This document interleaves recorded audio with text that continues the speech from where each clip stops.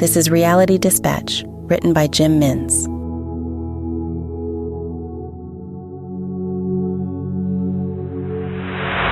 He dusted off the recorder from his backpack and placed it down on her desk at the front of the classroom. She told him she was comfortable and that his presence would not be a burden. Roger Dayton was conducting interviews across the state, gathering as much intel as he could on the elusive Golden Thread killer. He had scored interviews with the guy's mother, father, and brother currently incarcerated. He had spoken to childhood friends and acquaintances. Last week he had lined up an interview with the man's 5th grade teacher, the last teacher he had. Today she had agreed to see him for the recorded interview, but no photos. Roger made sure to leave the Pentax in the car. He didn't want to make her any more uncomfortable than she already was. "How long have you been a teacher?" he began. "Almost 28 years, she said. "Nice." They both sat. Pleasant beginnings. "That was my first year." "What was?" "The year Tommy was in, 1995, she said. She began looking through her drawers, fixed on finding an object not yet known to Roger. "I know it's around here somewhere. I held on to it, kept it handy as soon as he was arrested and they identified him," she explained, rifling through papers. "What is it?" She pulled a sealed envelope, A4 in size, and handed it to him. "His report," she said. Roger opened the envelope and began to read the feedback Mrs. Tucker had prepared for her student back in 1995. The paper had yellowed and the ink was smudged in places, but it was all there. He was an A student. Commendable. "A genius, huh?" Roger asked. "Well, I don't know if I'd go that far, but Thomas certainly had potential." Roger laid the report down on the table. "Would you mind if I did a scan of this for my article?" he asked.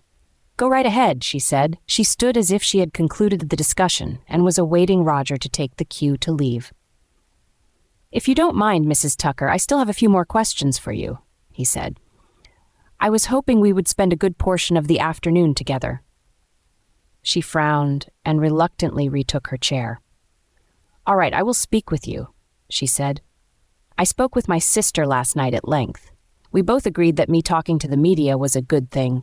If I can make just one teacher aware of the dangers that could be lurking in a classroom," she trailed off. "Yes?" Roger said, "I just don't want anyone else going through what I went through. If I can stop that by talking to you, then I will." "I understand, but I don't want to know anything about the details of what happened. Understand?" she demanded. Roger understood and nodded. "I mean it. I already know enough, and I don't want to hear any more. If you say anything, the interview is over. Got it?" "Got it." Roger clicked record on the dictaphone and began the formalities. "Mrs. Tucker, could you please tell me your full name and spell it for me?" "Wendy Tucker, Wendytucker. "What is your profession?" "Well, you know, right?" she said. "We're sitting in my classroom." I know, it's just for the record," he explained. "I'm a school teacher, 5th grade. How long have you been teaching 5th grade?"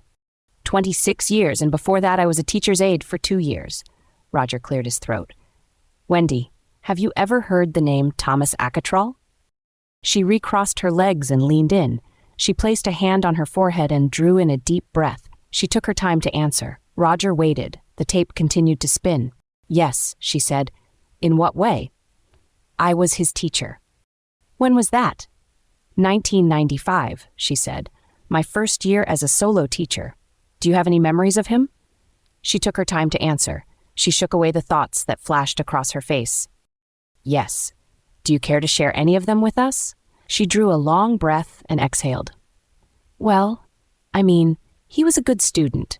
I never had any problems with him academically. He would always perform the work he needed to.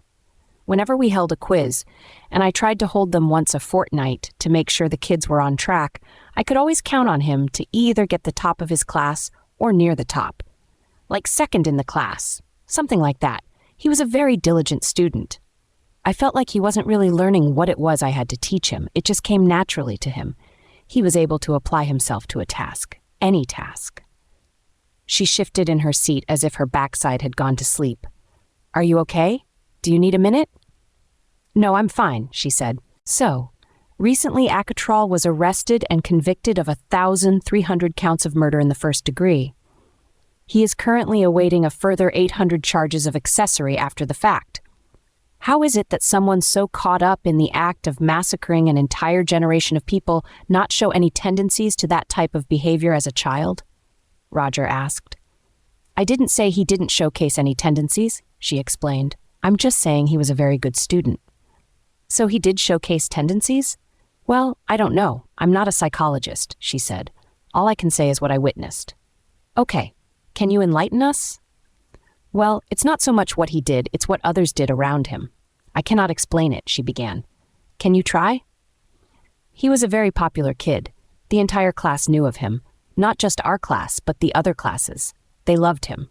I don't know why either. He wasn't good at sports.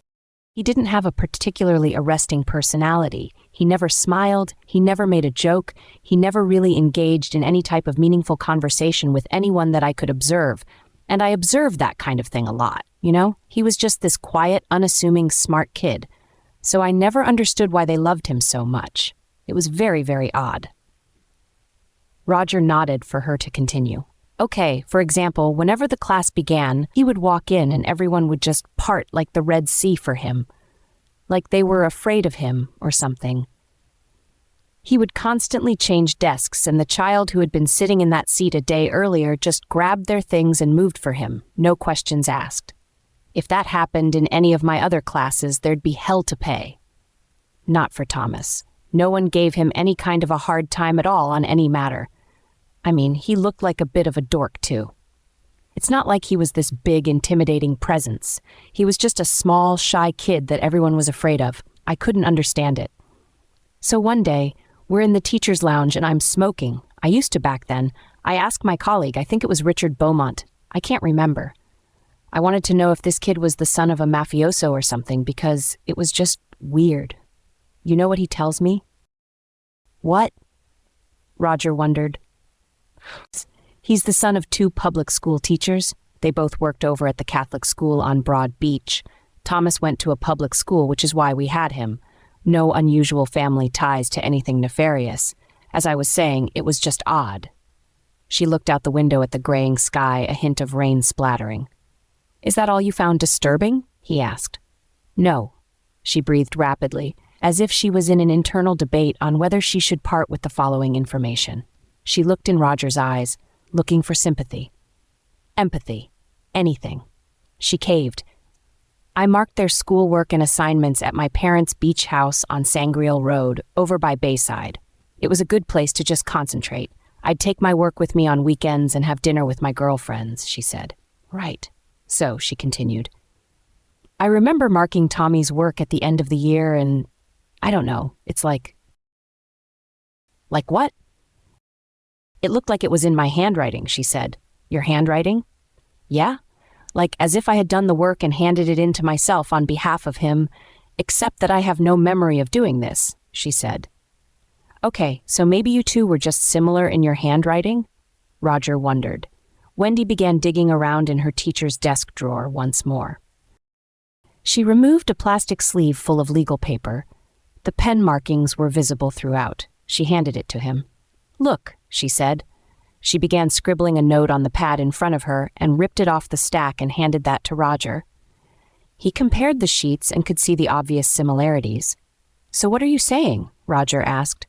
I'm saying someone doesn't come along and just commit 1,000 murders and get away with it unless they possess some real kind of otherworldly power that people like you and me will just never understand, she said.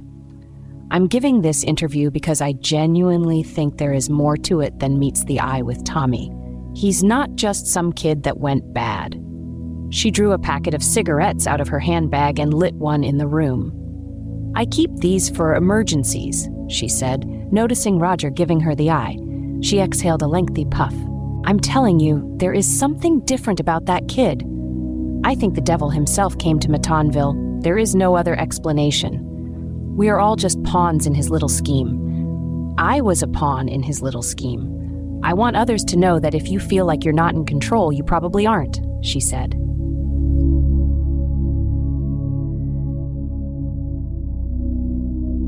For more stories of fact-based fiction, head to jimmins.substack.com.